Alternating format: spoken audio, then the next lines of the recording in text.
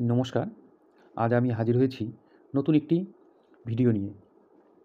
আসুন আমরা আজ কথা বলি শেয়ার বাজার নিয়ে, যাকে আমরা স্টক মার্কেট বা ইকুইটি মার্কেট হিসাবেও জানি। আজকের এই ভিডিওটি যারা সবে কলেজ পাশ করেছে এবং যারা সবে রোজগার শুরু করেছে এবং এদের মধ্যে যাদের শেয়ার মার্কেট থেকে কিছু ইনকাম করার ইচ্ছে আছে তাদের জন্যে। এবার তাদেরকে আগে বুঝতে হবে শেয়ার বাজারটা কী। আমরা বিভিন্ন রকমের বাজারকে জানি, সবজি বাজার, চালের বাজার।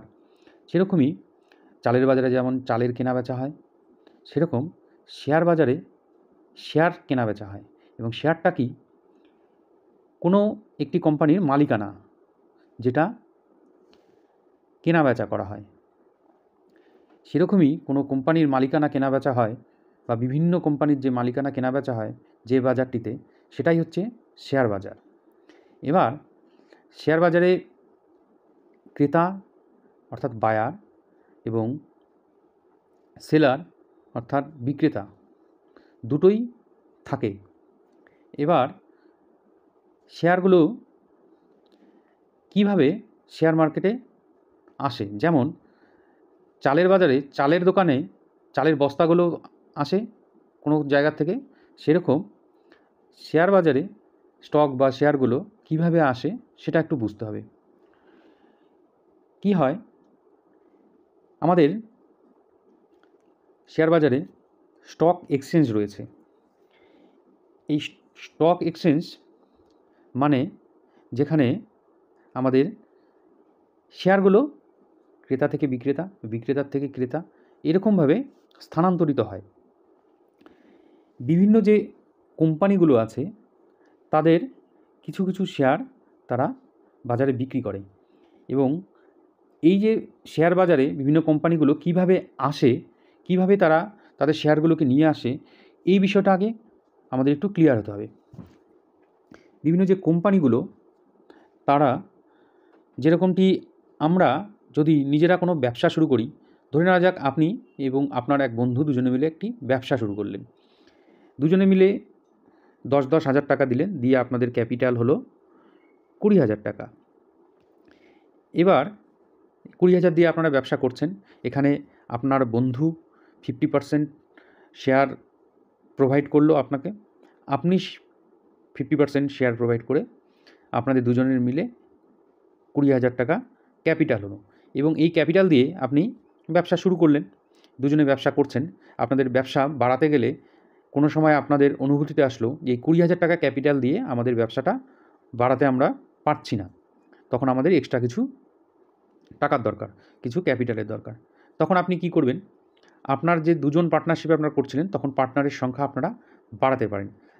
দেখা গেল আপনি আপনার 50% যে অংশটা ছিল তার 50% অর্থাৎ আপনার 25% টোটাল ক্যাপিটালের আপনি বিক্রি করলেন। সেরকমভাবে আপনার বন্ধুও 25% বিক্রি করলো। তার মানে আপনাদের দুজনের হাতে থাকলো 50% শেয়ার, আর বাকি 50% অন্য কোনো ক্রেতার কাছে আপনি বিক্রি করে দিলেন। এবার সেটার জন্য আপনি একটি দাম ধার্য করে আপনি বিক্রি করলেন। এবার সেই বিক্রিটা করতে গেলে ভারতীয় স্টক এক্সচেঞ্জে আপনাদের শেয়ারটাকে আইপিও আকারে লিস্টিং করাতে হবে। এবার আইপিওটা কি? আইপিওটা হচ্ছে ইন্ট্রোডাক্টরি পাবলিক অফারিংস। আমাদের ভারতীয় মার্কেটে দুটো এক্সচেঞ্জ আছে, সেটা হচ্ছে ন্যাশনাল স্টক এক্সচেঞ্জ, আরেকটি হচ্ছে বোম্বে স্টক এক্সচেঞ্জ। ঠিক যেরকমটা চালের দোকান থেকে চালের বস্তা বিক্রি হয়, সেরকম এখানেও এনএসই এবং বিএসসি থেকে স্টক বা শেয়ার বিক্রি হয় এবং কেনাও হয়। এবার এই আইপিও যে বিষয়টি, আপনি আপনার কোম্পানির 50% যে শেয়ার আছে সেটাকে আপনি আইপিও আকারে বিক্রি করতে চান। তার জন্যে আপনাকে স্টক মার্কেটে বা এনএসসি বা বিএসসিতে আপনাকে লিস্টিং করাতে হবে, অর্থাৎ আপনার নামকে বা আপনার কোম্পানিকে নথিভুক্ত করতে হবে। সেই মর্মে আপনি আইপিও আনার জন্য এনএসসির বা বিএসসির দ্বারস্থ হলেন। এবার এনএসসি বিএসসি কী করবে? এই আইপিওটাকে সাধারণ বিভিন্ন বায়ারের মধ্যে ডিস্ট্রিবিউশন করার চেষ্টা করবে। এবং আইপিও যখন মার্কেটে আসবে তখন বিভিন্ন বায়ারেরা অ্যাপ্লিকেশন করবেন। এই বায়ারগুলো হচ্ছে আপনি বা কোনো বড় কোম্পানি বা কোনো ইনস্টিটিউট, সেটা ফরেন ইনস্টিটিউটও হতে পারে, বিভিন্ন রকমের বায়ার তখন এই আইপিওটাকে বাই করবেন। এবার আইপিও যখন বাই করলেন, তার মানে যে বায়ার এই আইপিওটাকে বাই করলো সেই বায়ার কিন্তু সেই কোম্পানির শেয়ার হোল্ডার হয়ে গেলেন এবং কিছুটা ওনারশিপ তারা বাই করলেন। অর্থাৎ যে কোম্পানিটা কাছে 50% শেয়ার হলো, তারা 50% কোম্পানির মালিক, এবং অন্যান্য যে বায়ারগুলো যারা যেভাবে কিনেছে, যতটা করেছেন ততটা অংশের তারা মালিক হয়ে গেল। এবার তাদের মধ্যে কি চলে আসলো? ওনারশিপ চলে আসলো। অর্থাৎ আগে দুজন ওনার ছিল কোম্পানিটার যখন ব্যবসা শুরু হয়েছিল, পরবর্তীতে এই ওনারের সংখ্যা কিন্তু বেড়ে গেল। কিন্তু প্রথম যে দুজন কোম্পানিটা খুলেছিল, অর্থাৎ তাদেরকে আমরা বলবো প্রোমোটার, এই প্রোমোটারের কাছে কিন্তু সিংহভাগ শেয়ার থেকে গেল, বাকি 50% বিভিন্ন লেভেলের বায়ারের মধ্যে ডিস্ট্রিবিউশন হয়ে গেল। এবার এই যে বায়াররা আইপিও আকারে শেয়ারটাকে কিনলেন, তারা আবার কি করবেন? বিভিন্ন সময় কেনা বেচা করবেন। কিভাবে? কোনো বায়ার আজকে সেটাকে কোনো একটা স্টককে সেল করলো, ঠিক স্টক মার্কেটেই আরও কিছু বায়ার থাকবে, তারা ওই স্টকটা কিনবেন। অর্থাৎ এনএসই বা বিএসসিতে আমি আগেই বলেছি, ওখানে ক্রেতা যেমন থাকে সেরকম বিক্রেতাও থাকে। এনএসই বিএসসিতে বিভিন্ন ধরনের বায়াররা ওই বিক্রিত স্টকগুলোকে বিভিন্ন সময় কেনা বেচা করবেন। এবার স্টকের দাম ওঠানামা করবে। বায়াররা যখন বাই করবেন, যত বেশি সংখ্যক বায়ার আসবে তত স্টকের দাম বাড়বে। এই হলো শেয়ার মার্কেট, যেখানে শেয়ার কেনা বেচা হয়। এরপরে আরেকটি বিষয় থাকে, নতুনদের জানতে হবে সে বিষয়টা। আমরা প্রায়শই শুনি বুল এবং বিয়ার। এবার এই ষাঁড় এবং ভাল্লুক, এই স্টক মার্কেটে দুটো প্রাণীর আবির্ভাব কীভাবে, এই জিনিসটা একটু বুঝতে হবে। বুল মার্কেট বলতে বোঝায় মার্কেটে যখন তেজি থাকে, অর্থাৎ মার্কেট যখন ঊর্ধ্বমুখী। আবার বিয়ার মার্কেট বলতে বোঝায় যখন মার্কেটে মন্দা থাকে, মার্কেট খারাপ, তখন কি হয়? শেয়ারের দাম নিচের দিকে চলে আসে। এবার যখন কোম্পানি বুল রানের মধ্যে থাকে, তখন শেয়ার মার্কেট উপরের দিকে যেতে থাকে। আর যখন শেয়ার মার্কেট বিয়ার রানের মধ্যে থাকে, তখন মার্কেট বা শেয়ারের দাম নিম্নগামী হয়। এখানে কিছু লোক যারা ভাবেন যে মার্কেটটি ওপরে যাবে, তাদের চিন্তাভাবনাটা থাকে বুলিশ। আর কিছু লোক থাকে চিন্তাভাবনা রাখেন এরকম যে মার্কেটটি নিচের দিকে যাবে, তাদের চিন্তাভাবনাকে বলা হয় বিয়ারিশ চিন্তাভাবনা। এবার এখানে কি হয়? যারা ভ্যালু ইনভেস্টার, যারা স্টক মার্কেটে অনেক দিন ধরে আছেন, যারা বোঝেন, তারা কি করেন? এই বিয়ার মার্কেটে কি হয়? ভালো ভালো কিছু কোম্পানি যাদের ফান্ডামেন্টাল খুব ভালো, তাদের দাম কমে আসে। তারা তখন সেই কম পয়সায় ওই ভালো স্টকগুলোকে বাই করেন এবং ভবিষ্যতে একটি ভালো রিটার্ন পান। কারণ এই স্টক মার্কেটে বুল রান, বিয়ার রান, এগুলো অল্টারনেটিভলি চলতে থাকে। এবার যারা বিয়ার রানের মধ্যে দিয়ে বাই করে যান, তারা আলটিমেটলি লং টার্মে গিয়ে লাভবান হন। তার মানে বুল আর বিয়ার এরা একের অপরের পরিপূরক। এবার আমরা জানব শেয়ার মার্কেটে কাজ কিভাবে হয়। শেয়ার মার্কেটে দুটিভাবে কাজ হয়, একটা হচ্ছে ইনভেস্টমেন্ট আর একটা হচ্ছে ট্রেডিং। প্রথমে আমরা আসবো ইনভেস্টমেন্ট।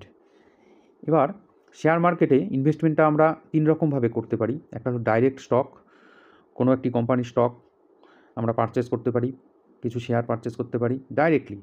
আবার কি করতে পারি? মিউচুয়াল ফান্ড এবং ইটিএফের মাধ্যমেও আমরা কেনাবেচা করতে পারি। এবার আমার পূর্বের ভিডিওয়ে মিউচুয়াল ফান্ড এবং ইটিএফ নিয়ে বিস্তারিত আলোচনা করা আছে, পারলে একটু দেখে নেবেন। এবার ইনভেস্টমেন্টের বিভিন্ন রকমের ধরন আছে, অর্থাৎ টাইপ রয়েছে। এবার ইনভেস্টমেন্টটা আপনি যদি 5 বছরের ওপরে হোল্ড করেন, আপনি মনে করুন আজকে কিছু স্টক কিনলেন, সেটা আপনি 5 বছর ধরে হোল্ড করে আছেন, তখন সেটাকে বলবো আমরা লং টার্ম ইনভেস্টমেন্ট। আবার কিছু স্টক কিনে আপনি যদি 3 থেকে 5 বছর হোল্ড করেন, তখন সেটাকে বলবো আমরা মিড টার্ম ইনভেস্টমেন্ট। আবার কিছু স্টক কিনে যদি আপনি 1 থেকে 3 বছরের মধ্যে হোল্ড করেন, তাহলে সেটাকে আমরা বলবো শর্ট টার্ম ইনভেস্টমেন্ট। এবার বিভিন্ন জন বিভিন্ন রকমের ভিশন থাকে, বিভিন্ন রকমের টার্গেট থাকে, গোল থাকে, তারা সেরকমভাবে ইনভেস্টমেন্টটা করেন শেয়ার মার্কেটে। সেটা ডাইরেক্ট স্টকে হতে পারে, মিউচুয়াল ফান্ডের থ্রুতে হতে পারে, ইটিএফ কেনাবেচার মাধ্যমে হতে পারে। যার যেরকম গোল এবং রিস্ক নেওয়ার ক্যাপাবিলিটি থাকে, সে সেরকমভাবে ইনভেস্টমেন্টটা করে থাকে। তবে ইনভেস্টমেন্টের ক্ষেত্রে সবসময় মাথায় রাখতে হবে, যে সকল কোম্পানিগুলো ফান্ডামেন্টালি স্ট্রং, সেই কোম্পানিগুলোতেই ইনভেস্ট করা ভালো। কারণ ফান্ডামেন্টাল স্ট্রং কোম্পানিগুলো যখন বুল রান চলে তখন স্লোলি গ্রোথ দিলেও, কিন্তু যখন বিয়ার রানের মধ্যে বা বিয়ারিশ মুভমেন্ট আসে মার্কেটে, তখন কিন্তু তাদের ফলটা কম হয়। সেজন্যে ফান্ডামেন্টালি স্ট্রং কোম্পানি দেখে ইনভেস্ট করলে রিস্ক অনেকটাই কম থেকে যায়। কিন্তু আমি পরবর্তী যে আরেকটি কাজের কথা বললাম শেয়ার মার্কেটে, সেটা হলো ট্রেডিং। ট্রেডিংও বিভিন্ন রকমভাবে হয়। টাইপ অফ ট্রেডিংয়ের মধ্যে প্রথম যে বিষয়টা আসে সেটা হলো স্ক্যাল্পিং। স্ক্যাল্পিং যারা করেন তারা তাদের শেয়ার মার্কেটে কাজ করেন এরকমভাবে যে কয়েক সেকেন্ড থেকে কয়েক মিনিটের মধ্যে সে কোনো স্টক পারচেস করবে, 2 থেকে 3 মিনিটের মধ্যেই হয়তো দেখা গেলো সেই স্টকটা আবার সেল করে দিল। খুব অল্প সময়ের মধ্যে কেনাবেচা করে সে কিছু পার্সেন্টেজ লাভ করেন। এটাকে বলা হয় স্ক্যাল্পিং। এরপরে যেটা আসলো সেটা হচ্ছে ইন্ট্রাডে। ইন্ট্রাডেতে কী হয়, কোনো বায়ার আজ দেখা গেল সকালবেলা মার্কেট ওপেন হওয়ার সঙ্গে সঙ্গে কিছু স্টক কিনে সেই দিনই সেই স্টকটাকে আবার বিক্রি করে দিল দিনের কোনো একটা সময়। সেটার থেকে কিছু প্রফিট করলো অথবা লস করলো, যাই হোক, সেটা হচ্ছে একটি দিনের মধ্যেই কাজটা করেন, মার্কেট আওয়ারের মধ্যেই সে কাজটা করে। এটাকে আমরা বলি ইন্ট্রাডে। এরপরে যে বিষয়টা আসে সুইং। সুইংয়ে কী হয়, কোনো বায়ার কোনো স্টক কিনে 1 মাস 2 মাস 3 মাস হোল্ডিং করেন। হোল্ড করে যখন তার লক্ষ্যে সে পৌঁছে যায়, তখন সে সেই স্টকটিকে সেল করে দেয়।